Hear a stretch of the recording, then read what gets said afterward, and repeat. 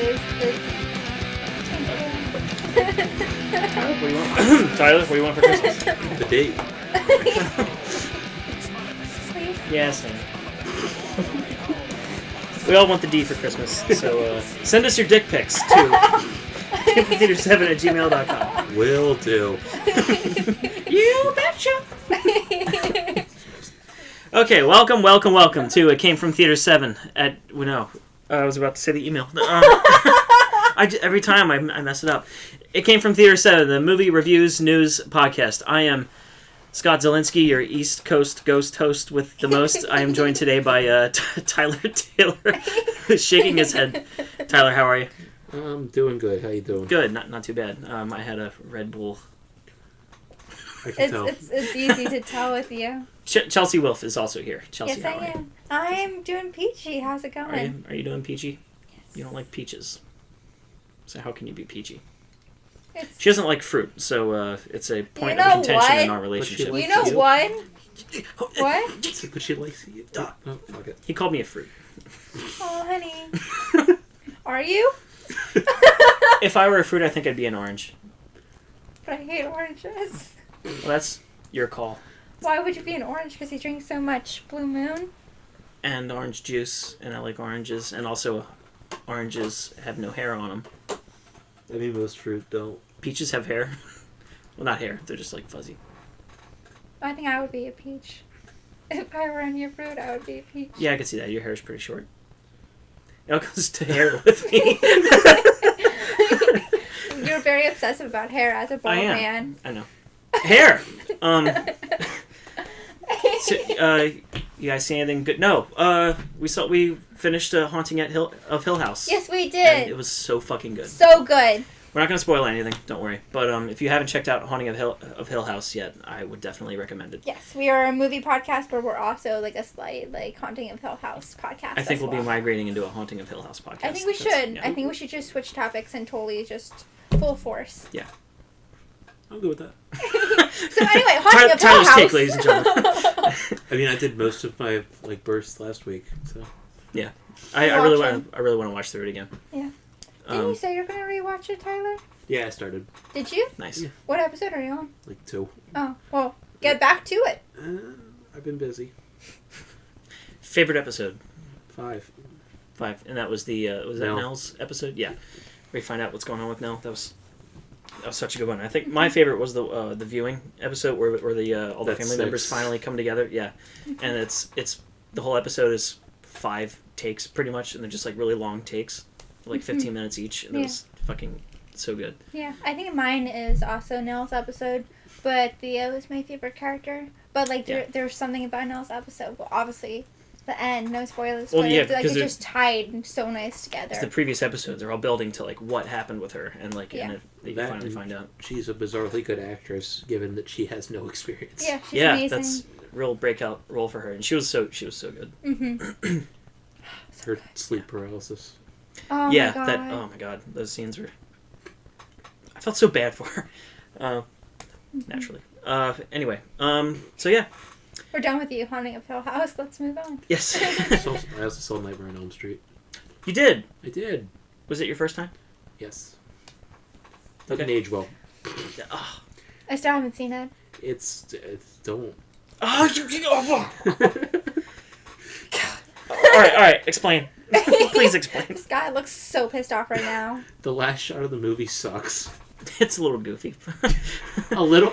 It's the effects are a little. Yeah. It looks like, without saying specifically what happens, You, because I don't want to spoil it. no, for fucking you. spoil it. Because, wait, no, not for her. Yeah. La la la la la. No, you can't do that. My just- hands are over my ears and I'm singing There's a dummy used. In, Oh, like the what? I last couldn't shot tell. of the movie. No, and it's not a. Stop! It's not spoiling anything. It's being very vague. Okay. There is a dummy used in like the last shot of the movie, and it's pretty cheap. I'm pretty sure it's like inflated. Yeah. Like it's a balloon. You can see the legs wiggle when it's pulled through the door. Yeah. But other than that. Other than that. Yeah. Freddy doesn't do a lot. Everyone hyped it up for years about how, like, oh, this is the one Freddy's serious. Mm-hmm. He's not playing jokes at all. And it's like, I actually saw the movie, and it's like, It's not fucking scary. It's not funny. It's not scary. He's just there. I thought it was pretty scary, but he is a little like it's a little bit funny in it. Like I mean, not to the extent of the sequels where he's a straight up like comedian, but he has his murder with the fucking super glove. His power glove. Yeah, that's right. Yeah, his power glove from Freddy's Dead. I love that movie though. It's still certain scenes in that still creep me out. In particular, the one I always think of is usually the first image that pops in my head is when Nancy falls asleep in class and she has a dream or nightmare about her dead friend dragging her own body bag like up the hallway. That did nothing for me. You're impossible to scare. That's not true. I've given you... You're also very hard to please. Yeah, I am, but I've been told that pretty often. Especially from Scott. Yeah. Well, good to have you, Tyler. We'll see you next week. The Glenn thing is good. Glenn thing. Was that Johnny Depp? Yeah. Was that his name in it? Yes. Oh, yeah, his famous death scene with the bed. With such a good effect. Spoilers. Yeah. Oh, yeah, and also, just the forewarning here. The podcast will be taking something of a break for a week, maybe 2 weeks at the most, because we will be going on vacation to visit our good friend Chips. Yay! And hi, Chips. hi, Chips. We love you. I know you listen to the podcast, so hi. We'll see you soon. I didn't know. Yeah, he does. Yeah, on his Snapchat, he always does a story thing of check out this podcast. Oh yeah, I saw that. Chips Thanks is for hyping us up. one of our biggest fans. And Corey. And Corey. Oh yeah, of course, Corey. So yeah, next weekend we'll be in Florida visiting our friend, and then as soon as we get back, we're moving into our new place. So it'll be crazy. Maybe 2 weeks, but we're going to try and actually record an episode with Chips while we're out there. So hopefully we'll have something for you when we come back. We might. I don't even know what we would review. I think we should just do a Halloween episode of our favorite talk about scary horror movies or movies. something. Yeah. Suspiria. But I think that comes out the day we're coming back. So yeah, next 2 weeks probably won't be hearing a whole lot from us. I'll probably post something on the Facebook page that I made up for it. All right, let's we'll go into movie reviews. Attack of the Critic. Okay, so first up is a new Netflix original film, The Night Comes for Us. A ruthless triad enforcer has an attack of conscience just as an insurrection breaks out within the organization, and blah, blah, blah, blah, blah, blah. Generic action movie plot is an excuse for some of the most bonkers, ultra-violent action sequences I've ever seen. We may never get the Raid 3, but The Night Comes for Us comes pretty close. So this movie, I loved it. I had such a blast. I watched it, I woke up really early the day it came out, and so I got up, it was 8 a.m. or something, and I immediately put it on, and because I heard great things about it, because it played at TIFF, I think, Toronto International Film Festival, and it got rave reviews, and it stars a couple people who were in the Raid movies, so I was pretty hyped about it, and so yeah, it's an Indonesian martial arts film, and it's completely insane. It's so the fight scenes in it are batshit crazy violent. It's it's basically like The Raid, but in splatter horror movie clothing. It is complete. I showed you a clip. Yeah, you showed me that one scene. A fight scene in a meat locker at a butcher shop or something like that, and the guy is killing people with bones and a cow's hoof, and uses one of those saw things, and it's completely ridiculous, and it's so over the top. I feel like that was the most masculine thing I could think of. It's okay, we need an action movie, right? But then it's gonna be a fight. Where should we have to fight? We should have it at a butcher shop and a meat locker, and there's gonna be blood everywhere, and we're gonna kill people with bones. Something about it was just this is masculinity at its scariest. Yeah.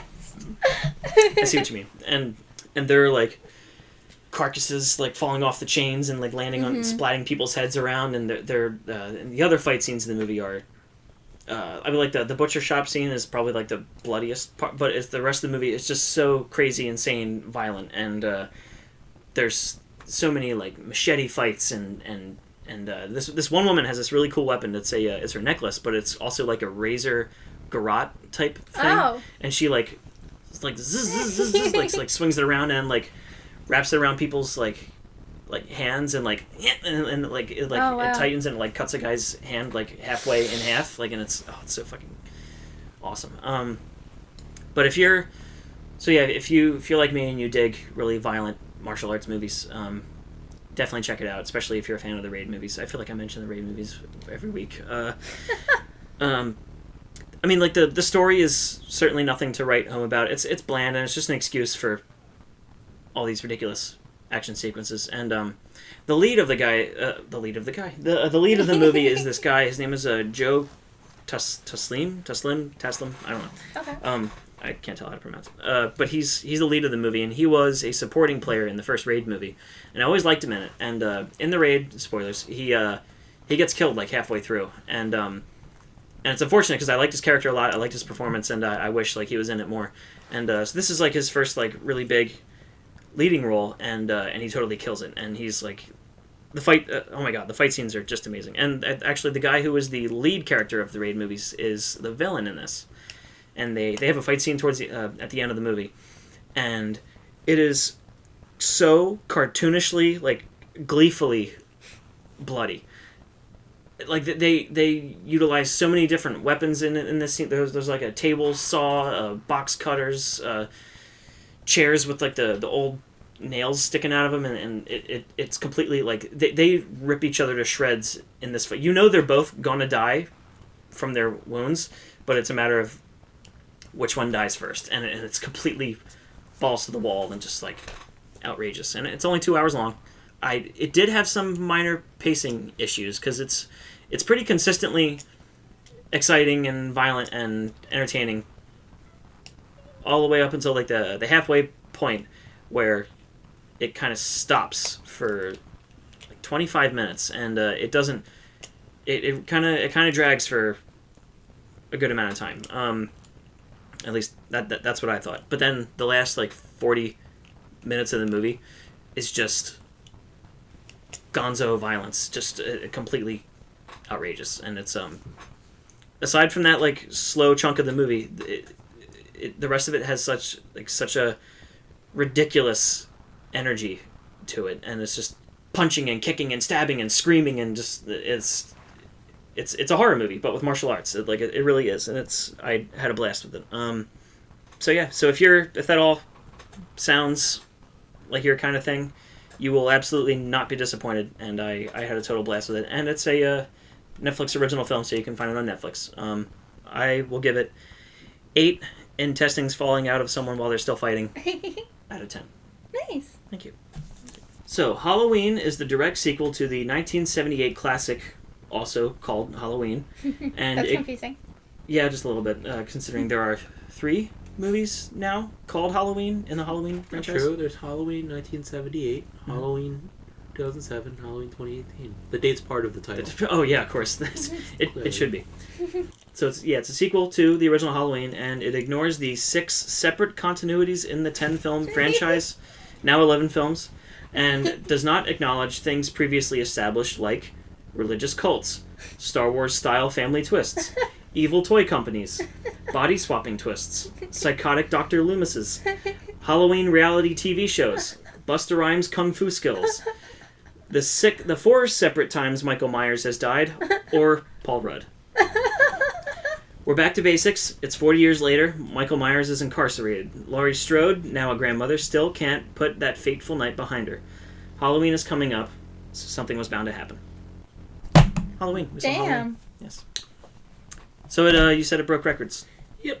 Did it beat Venom in weekend box office? I have to assume. Biggest horror movie opening with a female lead. Yeah. Sweet. Biggest movie opening with a female lead over 55. Yeah. My girl. My woman. Second biggest October movie ever. Yeah. Right behind Venom. Yeah, probably.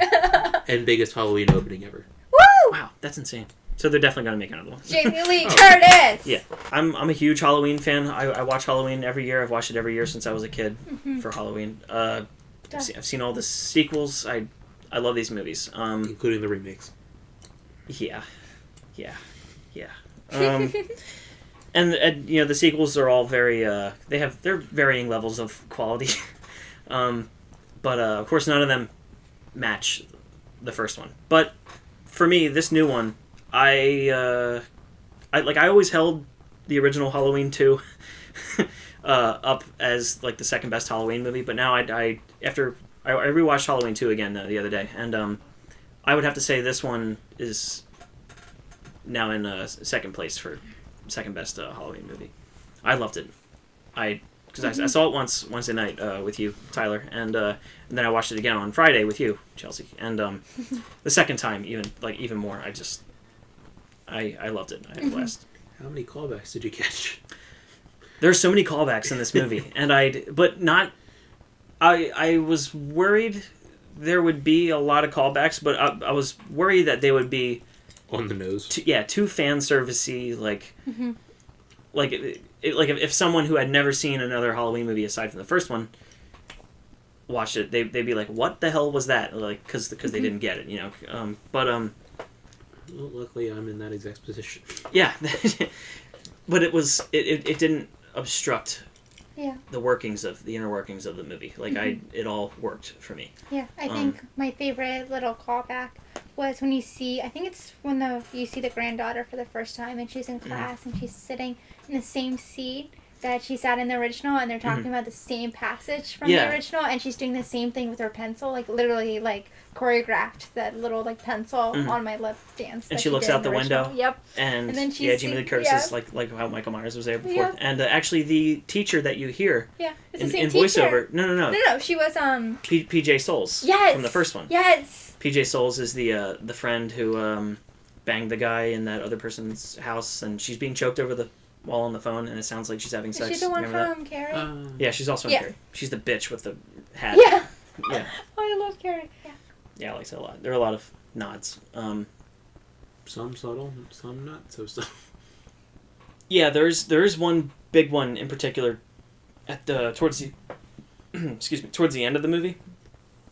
But it was a bit of a reversal, and I fucking loved it. And it might have been like my favorite little part of the movie, and it was so perfect and like fist pumpingly perfect. So have you been paying attention to reviews? Not really, no. Okay. Why? The biggest complaint is that it's not even. The first half is too much modern jump scare kind of shit. Like, really? More modern horror, and then the second half is where it actually turns into like Halloween 1 suspense. I mean, that and tonally, it's kind of all over the place. That one I can agree with. I mean, the first Halloween movie has quite a few jump scares in it. Like, it is. They're not the same. There's a very distinct difference. Modern jump scares aren't a jump scare because it's actually jumping out at you. It's a jump scare because they put a fucking musical sting behind it.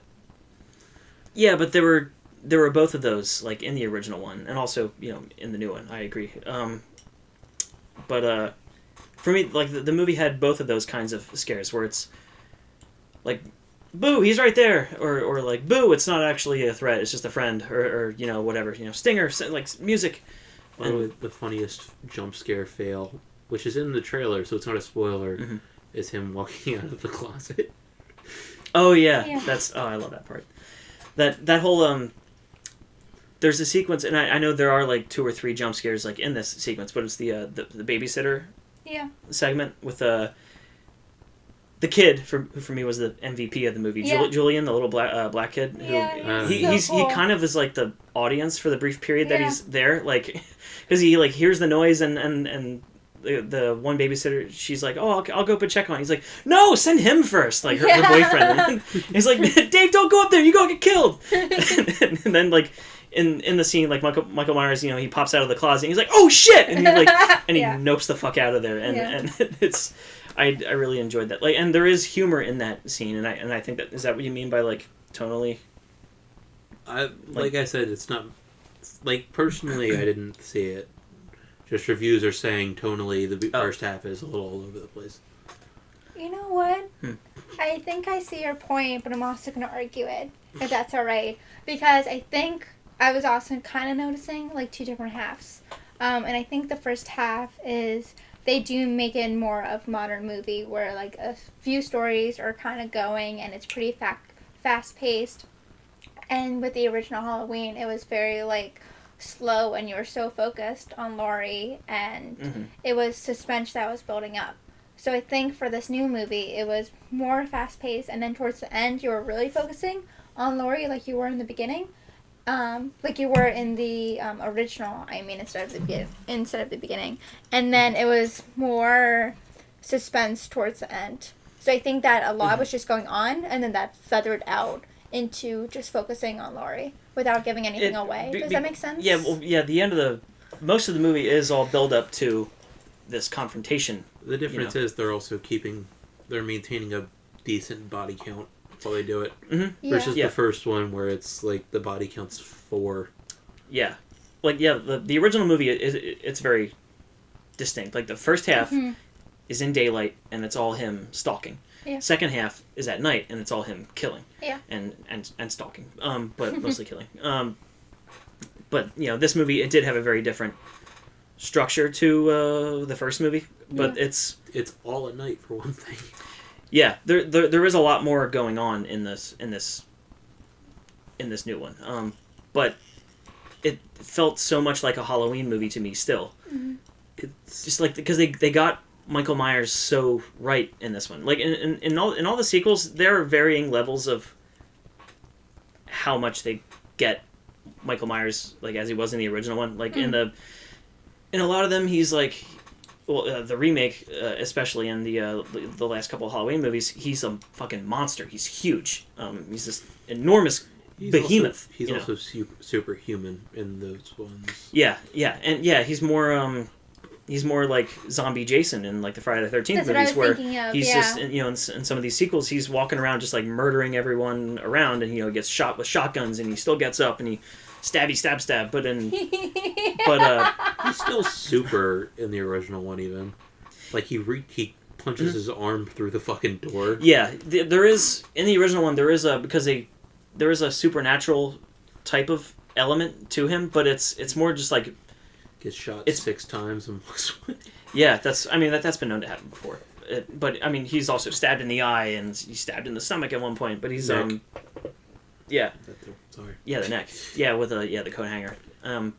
So there, even in the original movie, there is this. Well, they call him the boogeyman like a couple times. Like he's this mystery, this like force of nature, and they continue that so well in this new one to me. They don't make him like some invincible like superhuman steamroller of violence. He just like he feels like it's what I enjoy so much about the first Halloween and some of the other Halloween movies.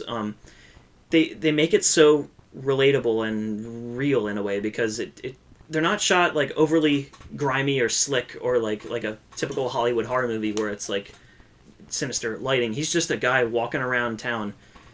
It could be any town, just like going into people's houses and murdering them. And it's so like it's such a real fear. Can I just mention, by the way, the shot? I think you probably might know which one I'm talking about. The one long take. Oh, it's so fucking great. Oh, I loved it. That might be like my favorite little section of the movie.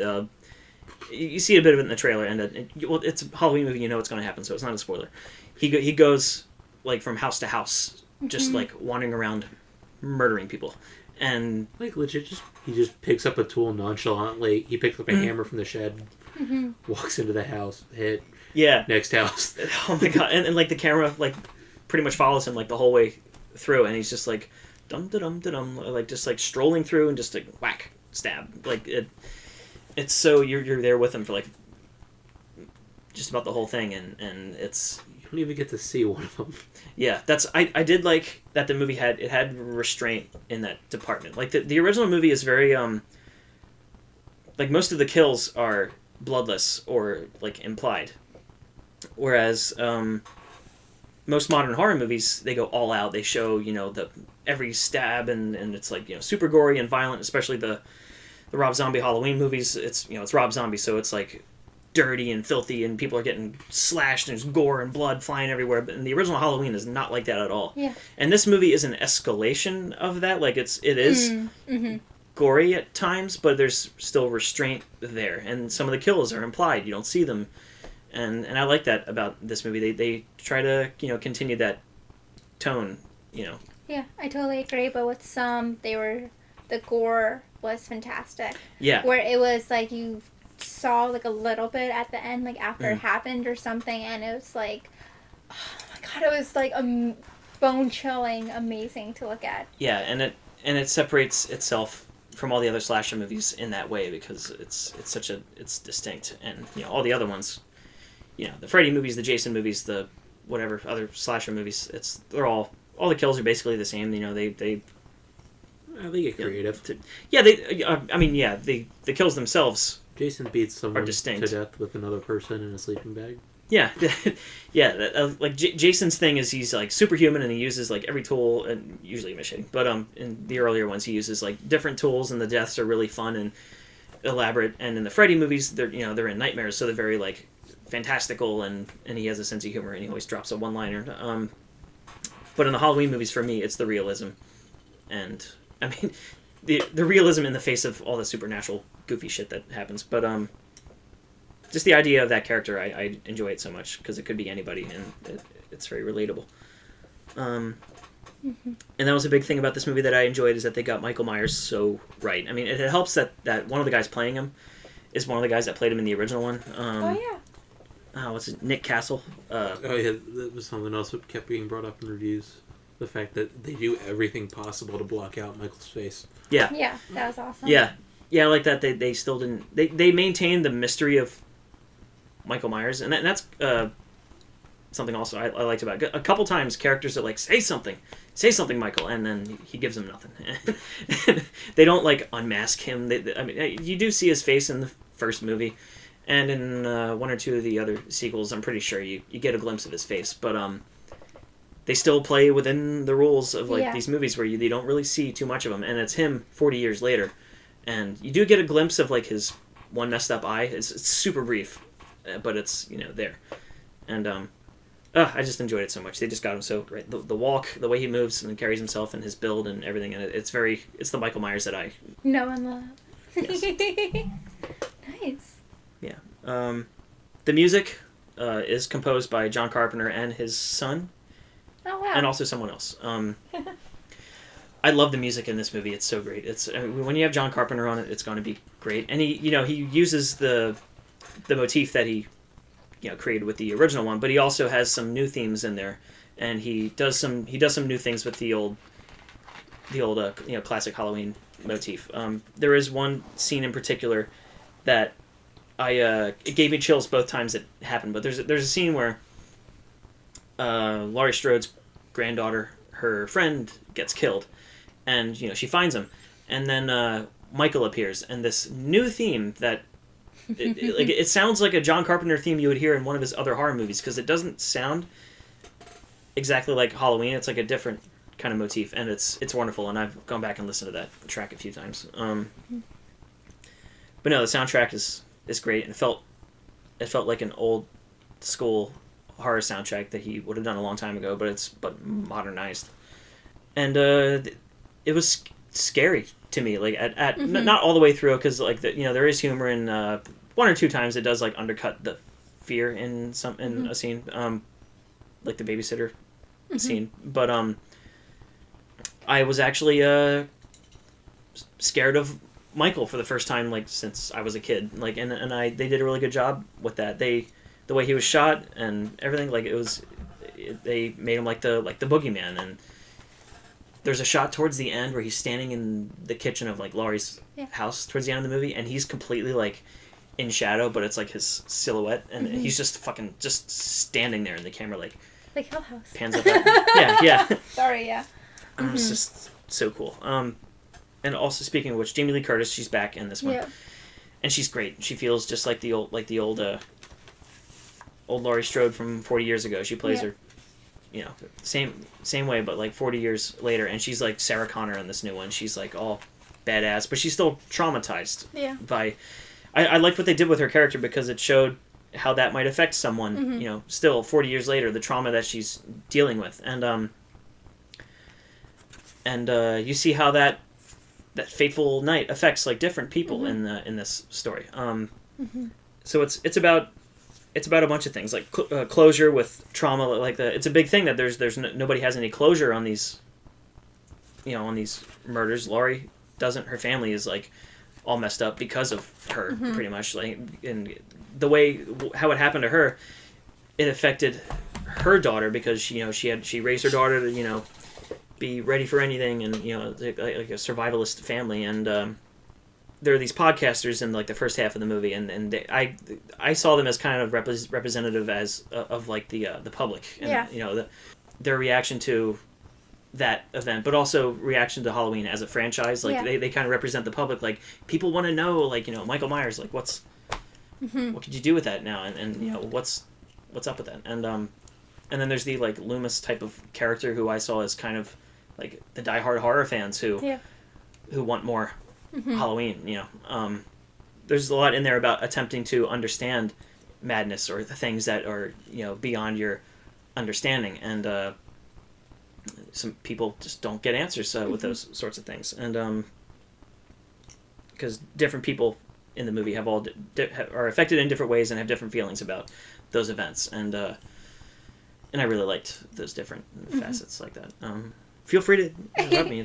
You can stop me because my throat hurts. I'm sorry. No, you're fine. Ow. I really enjoyed it because for me it was like a perfect blend of having the original formula and then like bringing it into modern day.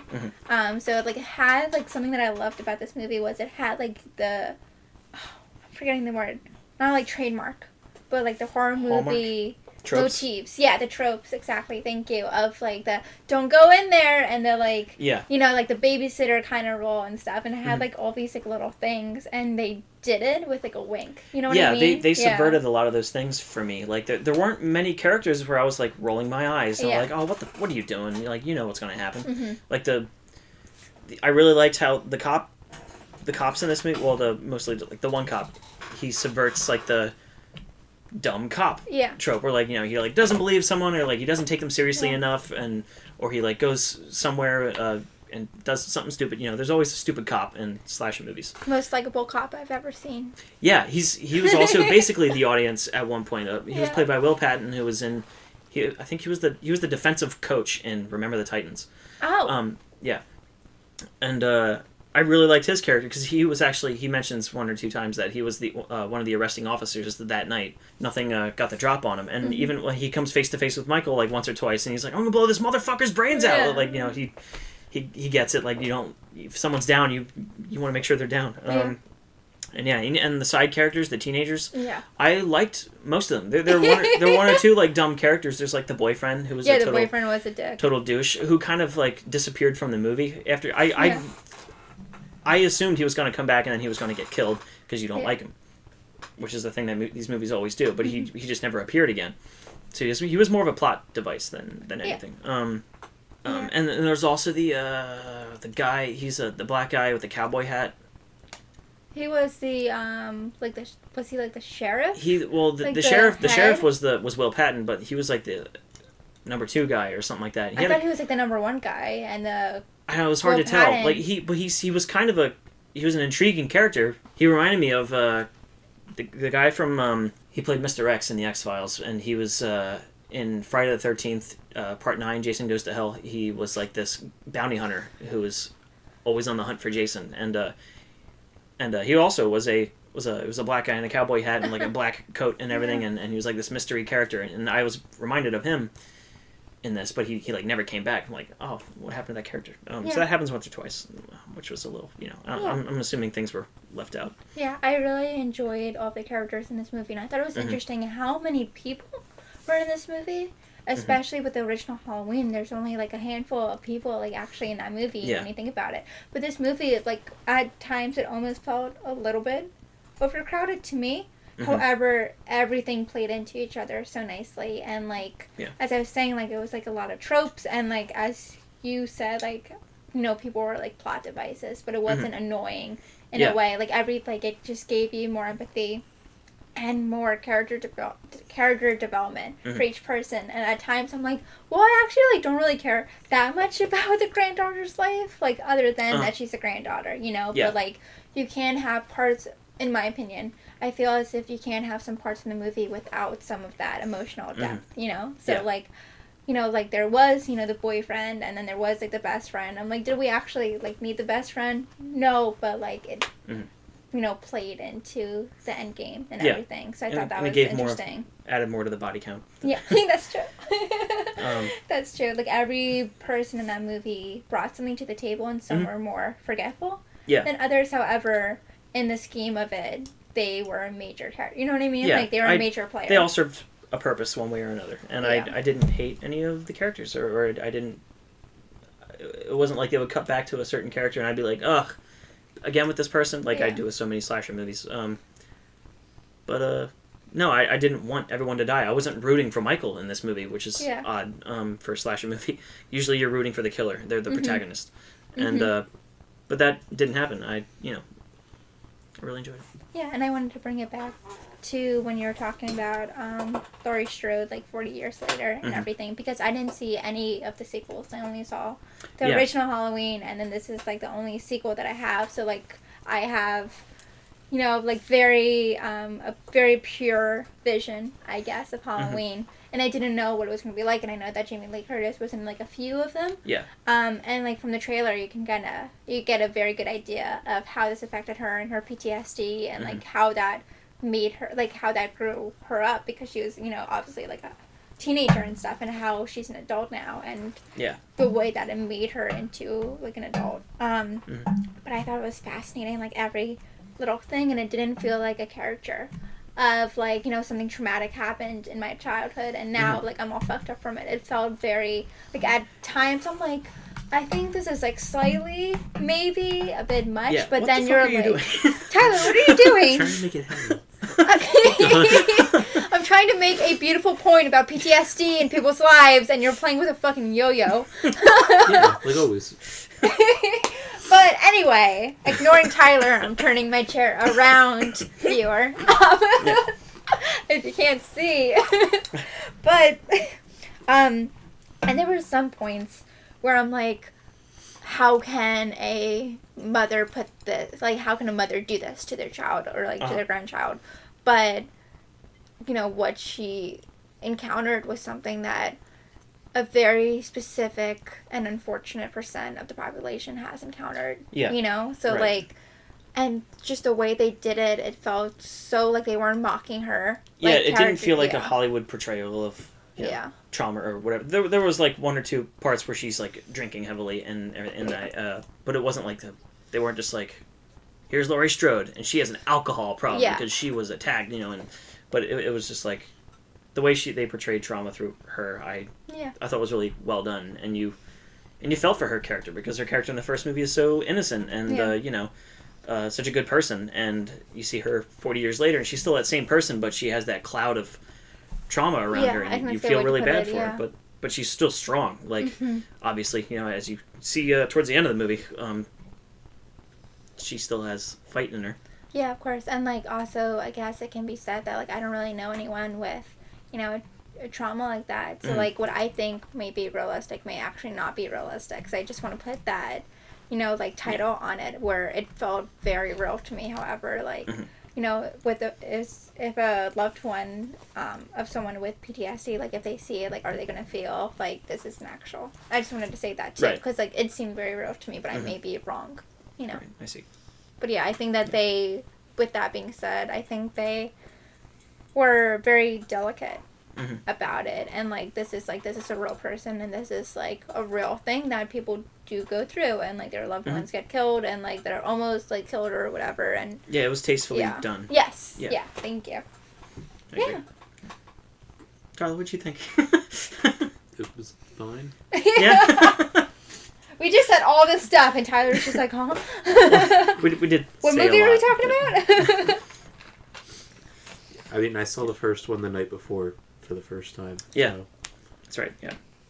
And then I did some research on the rest of how the series went. Oh, okay. I do love most of the sequels, even the really shitty ones, they're entertaining in their own ways. I kind of agree with what some people are saying, where like they try to get the body count as high as possible in the first half, and then in the second half they focus more on the confrontation. I can see that. It had a pretty good body count. I think it had the highest body count of any. I think it was like 16. Of any of the Halloween movies, yeah, 16 or 18. I forget. 5 or 6 all happened back to back in that one sequence. Yeah. He does kill a lot of people, but a good amount of them are like implied or like off screen, or it's not like gratuitously gory or violent or. Yeah, there's one gratuitous shot. I think I know what one you mean, and that was glorious. Amazing. It was glorious. Yeah.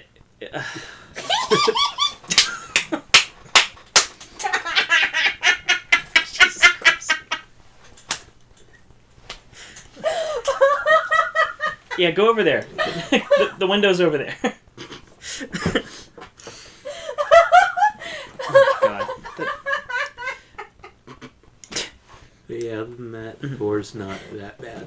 No, there is like there's one really gory shot in the movie. That's even then that shot was weird to me. Yeah, I love that part. Oh. Yeah, but that would mean that he had to sit there and take out the skull. Yes. And that's like it's fucked up. It's so great. It's fucked up, but that's like a time-consuming thing. Yeah, but that shows the depths of his like creativity.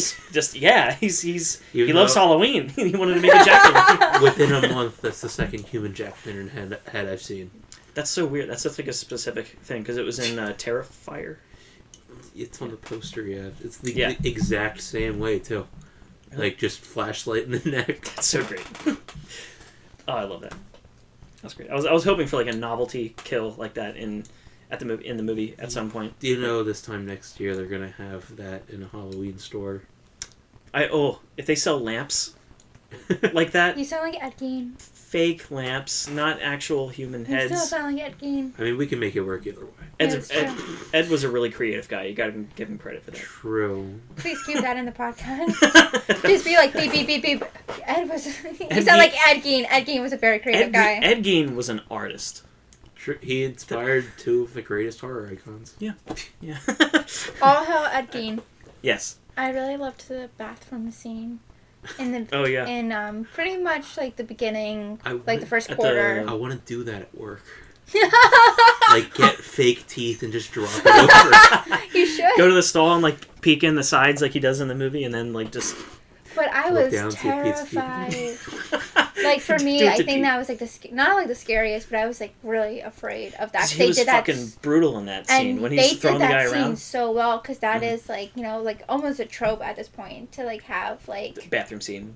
Someone stuck in the stall. Yeah. Hellfest did it a month ago. Yeah. Yeah, but like I really loved the way that they did that. Because the lead up to it was so creepy, where he's like peeking in the stall, and you're like, ugh. Well, two things. One, why is the first thing he goes to is to get the garage outfit? Like whenever he escapes, he always finds that guy. I think he just has a thing for mechanic clothing. he likes the it's easy. The monochrome. It's breezy. It's anyone who's ever worn a onesie, it's not easy. You have to like get naked when you have to pee. I don't. Or I guess it's different for you. He probably pees in his costume. That would be terrifying. Him just telling you his pee runs down his own leg. That's why he only goes out at night. If anybody says anything, it's from the car I was working on. Yeah. Before I showed up here. I killed someone with blood. Yeah. I would be so happy if this was the last one because I enjoyed it so much and. But what if? Like, the box office confirms that they're going to make another sequel. Like it's going to or another remake or a reboot. No, please no, God, I don't want another reboot.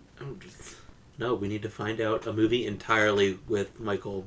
I want a backstory. Yeah, I was about to say. That's the first 45 minutes of the remake. Yeah, it fucking sucks because he has a white trash family, which it's a typical Rob Zombie movie. Up until halfway through, when like, oh yeah, this redneck psychopath kid becomes Michael Myers, and now here's the original movie. Your first scene with Laurie in the remake has her finger fucking a bagel. Yeah, in front of her mom. I'm angry. It's garbage. Rob Zombie's kind of a shitty writer. Yeah, You would like Devil's Rejects. It's kind of like Texas Chainsaw. Rad. I want to watch that. It's a similar style, I'll say. Not Every single character is worse than Michael Myers except for Danny Trejo. In the Halloween remake. Yeah. Danny Trejo is an angel. Yeah, Danny Trejo is this like convict with a heart of gold, and he's like the first guy Michael kills when he breaks out. But he's like surrounded by assholes in this movie. In every Rob Zombie movie, every single character is a total prick. Yeah, because Rob Zombie's a prick. First off, Michael breaks out of the insane asylum in the director's cut, which is the only one you can get for the remake, because 2 guards go into his room to rape a female inmate. Yeah. And he ends up killing them. Yeah. And the woman, probably. Every single character is somehow more irredeemable than the serial killer. Yeah. Michael Myers is basically the hero of the movie. And then the second one has ghost horses. Yeah. There are ghosts in the second one. Rad. He sees the ghost of his sister. Mom. And she's the one telling him to kill. Yeah, that's right. They rip off Friday the 13th. Yeah, I was very surprised that John Carpenter decided to be a part of it, because he's famously curmudgeon-y in interviews and whenever he talks about past movies and stuff. And not anymore. What was the quote you said? So they asked John Carpenter if he'd be open to revisiting some of his other films, properties, and he said, "I'm interested in anything that involves money." And that's honest.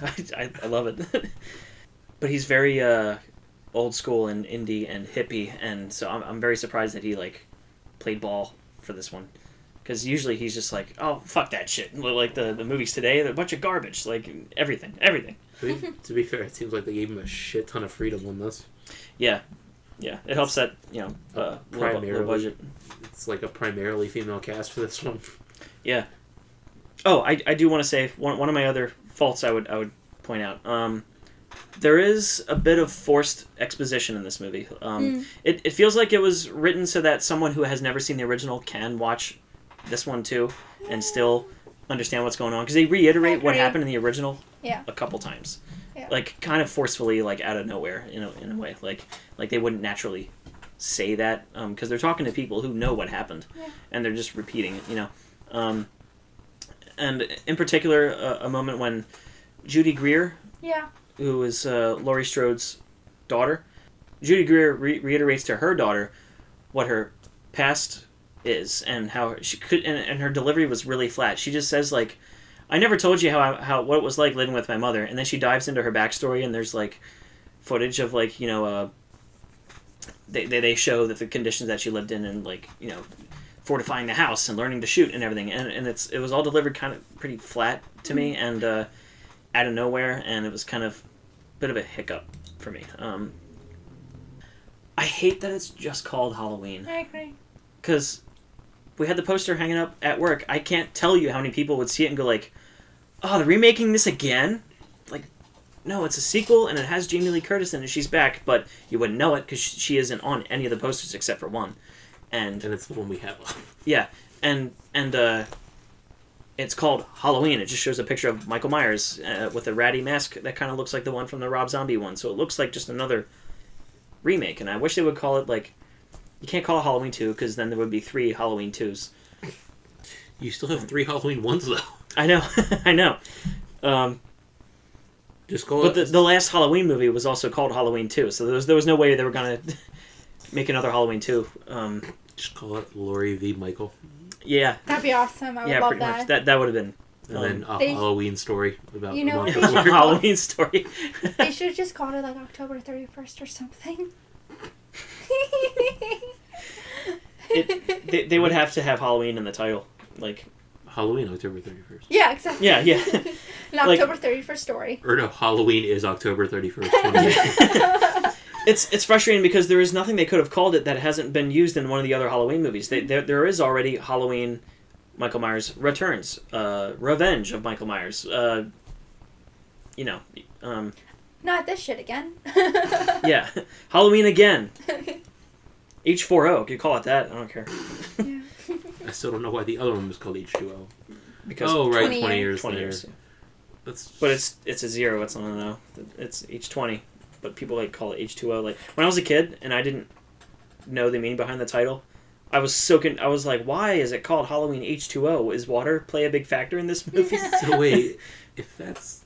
So that means the next one's going to be 60 years later? I guess They did so. Yeah, if they're doing every 20 years, it'd be 60 years later. Poor Jamie Lee Curtis. She needs to retire by then. No. She was so good in this. I She loved her in was. it. So, the positives far outweighed the negatives. I will give it 8 pumpkin head stomps out of 10. Nice. Chelsea, what's your rating? I would give it a 8 sexy ways to eat guacamole out of 10. I said that wrong! Guacamole. Guacamole! How's that moldy? It's a little guacky. Do it again. No, I'm keeping that in. Are you kidding me? Tyler, what's your rating? Guacamole! 8 incredible inflating pumpkins. Yes. Oh, that title sequence. Oh, I loved it so much. And the pre-title sequence and how it led into the title. Yes. Oh, because it was like... The fact that it's like the first movie in a while to have an opening credits. Yeah, I I missed loved it. that. I thought it was so creative how they did that. Yeah, because it's like bringing the pumpkin back to life again. Like Halloween's back. Like it's such a Felt good. yeah. Guacamole. Guacamole. I'm not gonna let that go. Fuck you. So yeah, Halloween. That's Halloween. News from Planet X. So news. Luke Cage has been canceled. By Chelsea, Luke Cage. shut the fuck up. Just stay out of this. So yeah, last week Iron Fist was canceled, and now Luke Cage. I guarantee it's Jessica Jones. I know I said it in the chat. It's going to happen. You know, I still haven't finished Jessica Jones season 2. I was not crazy about season 2. Nobody did, and that's why it's canceled next. I don't know. What I would like to see is if they do a Heroes for Hire show and Iron Fist and Luke Cage have their own show together. I feel like them together would be more entertaining. You have to keep in mind, though, Disney's mindset. They're going to be like, well, they didn't work separately. Why would they work together? Because Defenders didn't even do that well. No, it at first it did pretty well, but just people, it didn't get great word of mouth. Not a lot of people liked the Defenders very much. I feel like the Defenders was where it was the clear peak of the series of the whole Marvel Netflix thing. Since Defenders, it's gone kind of outside of the Punisher. It's gone kind of like who cares.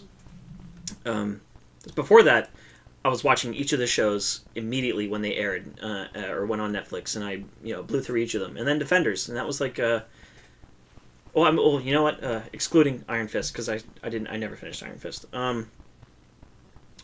So yeah, I would say Iron Fist was the start of the downturn. So I'm not all that broken up about the shows that are leaving. I really loved Luke Cage season 1. I didn't watch it. I liked it a lot. I liked the style. Only one I watched was Jessica Jones season 1 and Daredevil 1 and 2. I still really like Daredevil 1 and 2 and The Punisher. And Daredevil season 3 just came out, and I'm really digging it so far. So that's good. Hopefully they keep Daredevil. That's all I want. And Punisher. So yeah. Now this is just a rumor, but I'll mention it anyway because I'm intrigued. Apparently a Alien TV series is coming to a streaming service. They're going to say sci-fi. Sci-fi. I don't know. Maybe sci-fi. Alien. By Alien, I mean like the Xenomorph, Aliens, Alien Resurrection, those movies. I thought you meant Paul with Seth Rogen. Oh, okay. Yeah. No thanks. I didn't care about that movie. How do you feel about it, Scott? Sure. You don't. I thought you were gonna have such a bigger reaction. Okay. Well, it's a rumor, so I'm not gonna get too excited about it. What if they do it and then instead of it being Alien, it's a Prometheus follow-up? Sure. Not Covenant, Prometheus. Sure. The way Prometheus ended, I was intrigued. I was looking forward to what was going to come next, and then no, it's not how it ended. It's just what the engineer did before Prometheus. It's him sitting so on a rock. prequel to the prequel. Yes. Fuck that. It's 3 seasons of him sitting on a rock. Yeah, just when are they going to come here so I can get that black goo? That's the series finale. Is the ship crashing? Yeah, that'd be great. So great. I wouldn't care. It's on DC streaming service. God. Can I just point out how fucking dumb that still is? The DC Universe streaming service. The Titans thing. Did you watch any of it yet? Is it like... No, you can't watch it without... Oh, yeah, because they're doling it out one episode at a time, right? Yeah, what's the one perk of streaming services? That you can watch it all in one sitting and go crazy? Yeah, they have it spread out until December 21st. Yeah. That's just normal TV without being able to have the privilege of being on a TV. It's normal TV, but you're paying for specifically that channel and for one show. Yeah. And it's a clever strategy by them because you can't have people coming out of the gate and saying, the whole series sucks, don't watch it. Instead, it's going to be episode to episode, wasn't very good, but maybe it'll get better, and you'll keep stringing them along. But all of the reviews that I've seen so far, episode 1, it's alright. Like 7s and 6s out of 10. Episode 2, not as good as 1. Episode 3, well... I think I missed episode 2. Yeah. We'll see the next episode. Let's see how it goes. Fuck them. And the real reason they're doing it is because what I was planning on doing when it came out, which was just when you download the app, it says you get 7 free days. So I was going to do that. Right, yeah, you were going to watch the whole thing and then... And then just cancel the subscription. Yeah. But now if I want to do that, I got to wait till Christmas. Fuck that. Yeah. It's a Christmas present. Oh, you got me DC Universe. You might as well spit in my face. God. Yay. And the other item of news I have here. So, I've been getting annoyed with myself more than anything because the news I keep talking about is all franchise news, and I'm so sick to death talking about Marvel, DC, Star Wars, like a sequel to this, sequel to that. I'm so tired. I'm gonna try and for future episodes talk more about some movie news related to things that aren't franchises yet, or like here's a new movie that's coming out and seems interesting. You know, those franchises are movies. I know they are. Like they're the whole entire business at this point. It is, but they make so many other movies too, and I want to. Do they? Yeah. I want to. You know, cover a range of types of movies. You know, every time one of those movies comes out at our theater, the building might as well just show that. Yeah, because we only have 8 screens, and they're only going to get what they know will make them tons of money. So we always get the big franchise movies and the lower, you know, indie movies, the award winners. We never get them. That and don't they require you to show them in the biggest screen? Otherwise, you're not getting any more. Yeah, pretty much. Disney has a stranglehold on all the theaters. Like they don't technically own all the movie theaters, but they do. And they can if you don't play by their rules and play this new Marvel movie on their 3 biggest screens for 4 weeks straight, then they're just going to pull the movie. You're not going to get it. You're not going to get business. So I total tangent there. Anyway, franchises. So I there's a movie coming out, and each day I've been seeing like so and so has been added to the cast, and I keep seeing casting news about this movie. And from what I've seen, it doesn't look to be like it's based on anything pre-existing. So there's that. So it's a new movie written and directed by Rian Johnson. Oh. Writer director of The Last Jedi. Oh. And Looper and Brick. But you said you weren't going to talk about franchises. I'm not. Last Jedi. Well, he did franchise movies, but Rian Johnson is working on a new movie called Knives Out. Okay. And the plot is... Here's what I have. The plot is unknown, but it's described as a modern murder mystery in a classic whodunit style. Oh, cool. So it's starring, so far, Chris Evans, Daniel Craig, Michael Shannon, Lakeith Stansfield, Don Johnson, and Ana de Armas, who played Joy in Blade Runner 2049. Michael Shannon did it. I think that's... With his Kramer... Did you cast him as Kramer? Yeah. Yeah.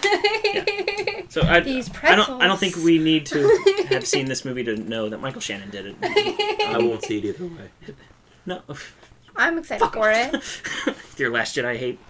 So yeah, that's a pretty good cast. Chris Evans definitely didn't do it because he's Captain America. He did let that shit slip too. Well, we all knew his contract ran out after Avengers. More Avengers shit. Oh my god. Oh. So yeah, Knives Out. I'm looking forward to it. That's a movie to keep on your radar. Unless you have good good cast. taste, and then you'll realize you should eat. Have you seen his other movies? I don't need to. You do, because they're really good. I hate him on a personal level. Oh my god! Don't be one of those Russian bots or internet trolls. Stop being an NPC. Oh, Jesus fucking Christ! But anyway, That's cool. I'm excited about that movie. I'm interested in the cast and all the people in it. I'll watch anything Michael Shannon does. Yeah. So yeah, that's coming out. So that's news. That's news. And that's the episode. That's the episode? We have no emails. But if you would like to send us an email, send us a question or feedback or anything of any kind, we'll respond. Hate mail, dick pics. Hate mail, dick pics. Please, no dick pics. I will not open them. Please, I will dick not. pics. I will not acknowledge them. Fuck, I will. I thought that looked familiar. But if you send us an email, we'll respond to it on the episode. Send it to itcamefromtheater7@gmail.com, and that is 7 spelled out SEVEN. And follow us on Facebook. And also, we are located on YouTube now. Yay! So yeah, we're on YouTube and SoundCloud and iTunes and Spotify. Wow, look at us. Yeah, look at We're us go getting around. to 3 places. And tell your friends, share us with your friends. We're your friends. We get around. Yeah, that's the episode. Thanks for tuning in. Tune in next week where, well, we won't be here. Yeah. Don't tune in next week. There'll be nothing to tune into. We'll be in Florida. We'll be in Florida. Hot bitches. Unless you live in Florida, then I feel bad for you. For living in Florida. Yeah, so we'll be in Florida, not getting tan. Because we'll be inside probably. Good amount of Watching scary movies. And then the week after that, we're going to be moving around. I'm going to try and get a podcast out there at some point, or look out for a message from me. I'll update you. There's a text podcast coming. Those are called books. What's a book? Book. It's like the internet, but you read it. You can read the internet. I read the internet. I just use a text to speech. Books are like audiobooks, but no one says them. All right, That's a lot of work. I killed it. I ruined it. All right, bye guys. We'll see you when we see you. That was glorious. Fuck off. Oh, it's gonna be my catchphrase. Just say bye. Just say bye. I want to my catchphrase. I want a catchphrase. You're gonna say it's glorious at the end of every episode Yeah. now. What is the context of that? There's no reason. What's glorious? Our podcast. Wow. Should we do that? Should we all do that now? Like, bye guys, we rock. That's my thing. Shalom, movie. Shalom amigos. Say bye. Fuck you. Everybody has a catchphrase but me. No, it isn't. Bye. I can tell the follow you.